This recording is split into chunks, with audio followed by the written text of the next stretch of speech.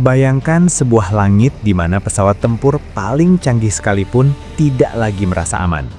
Wilayah udara yang tampak tenang, namun sebenarnya diawasi radar berlapis yang siap mengunci target hanya dalam hitungan detik. Inilah dunia yang coba diciptakan Rusia lewat S-400 Triumph, sistem pertahanan udara yang tidak hanya dirancang untuk menghancurkan musuh, tetapi untuk membuat siapapun berpikir dua kali sebelum berani mendekat. Di era perang modern, menguasai langit berarti menguasai jalannya pertempuran, dan S-400 hadir untuk menantang dominasi itu.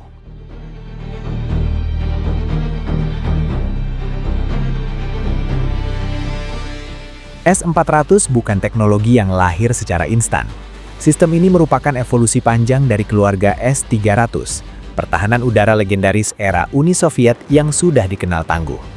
Namun Rusia tidak sekedar melakukan upgrade kecil, mereka mengubah filosofi permainannya.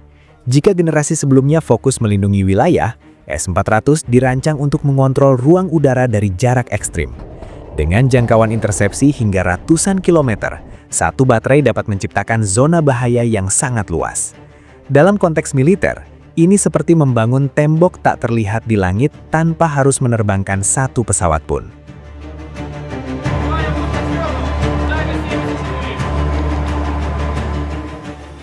Bagi negara-negara barat yang selama puluhan tahun mengandalkan superioritas udara, kemunculan S-400 jelas mengubah perhitungan.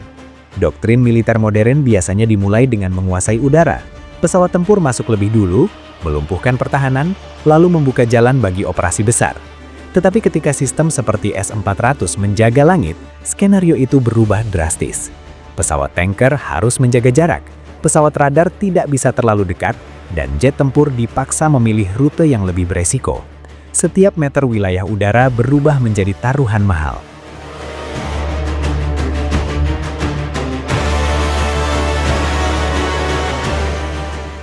Kekuatan S-400 tidak hanya terletak pada rudalnya, tetapi pada otaknya. Sistem ini menggunakan radar multifrekuensi dan jaringan sensor berlapis yang dirancang menghadapi ancaman paling modern, termasuk pesawat stealth. Selama ini, stealth dianggap sebagai kartu truf karena membuat pesawat sulit terdeteksi. Namun sulit terlihat bukan berarti mustahil ditemukan. Dengan menggabungkan berbagai frekuensi radar, S-400 mencoba memperbesar peluang deteksi. Bahkan peningkatan kecil saja bisa menjadi perbedaan besar ketika aset yang dipertaruhkan bernilai ratusan juta dolar.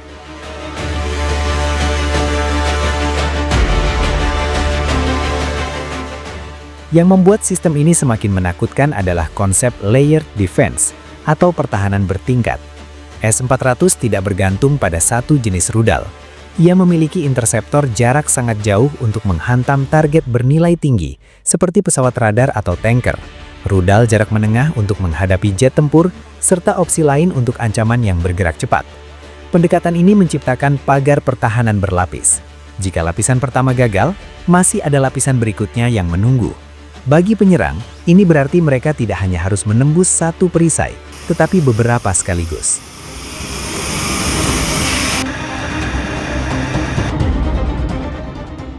Rusia belajar dari konflik modern bahwa sistem statis adalah target mati. Karena itu, S-400 dibuat sangat mobile. Peluncurnya dipasang pada kendaraan berat yang bisa berpindah posisi relatif cepat. Taktik tembak lalu pindah membuatnya jauh lebih sulit dilacak dan dihancurkan. Dalam peperangan berteknologi tinggi, kemampuan bertahan seringkali sama pentingnya dengan kemampuan menyerang. Sistem yang bisa bergerak bukan hanya alat pertahanan, ia berubah menjadi predator yang terus mengancam.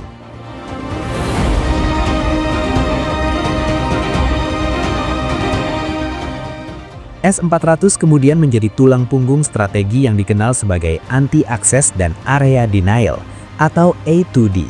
Konsepnya sederhana namun efektif. Bukan hanya menghancurkan musuh, tetapi mencegah mereka masuk sejak awal. Ketika digabung dengan jet tempur, radar jarak jauh, dan perang elektronik, terbentuklah gelembung pertahanan yang mahal untuk ditembus dan berbahaya untuk diuji. Bahkan kekuatan udara besar pun harus menyiapkan operasi kompleks hanya untuk mendekatinya.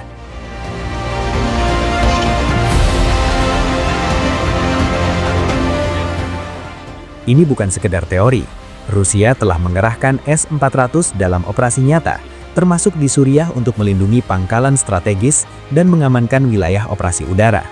Dalam konflik dengan Ukraina, sistem ini berperan sebagai perisai terhadap berbagai ancaman udara, sekaligus menjadi target bernilai tinggi bagi lawan. Menariknya, kehadirannya saja seringkali sudah cukup mengubah kalkulasi medan perterangan. Karena dalam militer, senjata tidak selalu harus ditembakkan untuk menghasilkan efek. Terkadang keberadaannya sudah menjadi pesan yang sangat jelas.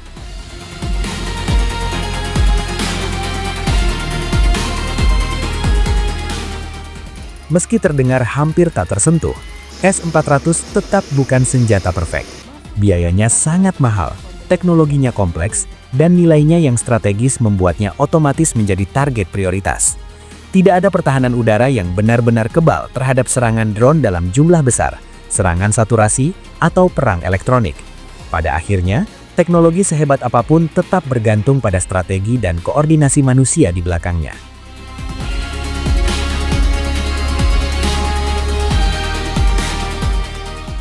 Dunia pun tidak tinggal diam. Amerika Serikat mengembangkan Patriot PAC-3 yang terkenal presisi dan terhubung dalam jaringan NATO, serta THAAD yang dirancang menghancurkan misil balistik di ketinggian ekstrim. Israel menghadirkan David Sling dengan otomatisasi tinggi, serta Cina muncul dengan HQ-9 sebagai pesaing serius. Perlombaan ini menegaskan satu hal, langit abad ke-21 telah berubah menjadi arena kompetisi teknologi tanpa henti.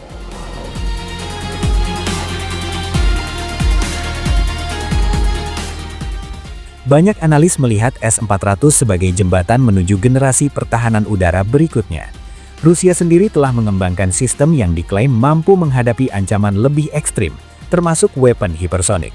Artinya, apa yang kita lihat saat ini mungkin baru permulaan dari era di mana ruang udara menjadi semakin sulit ditembus.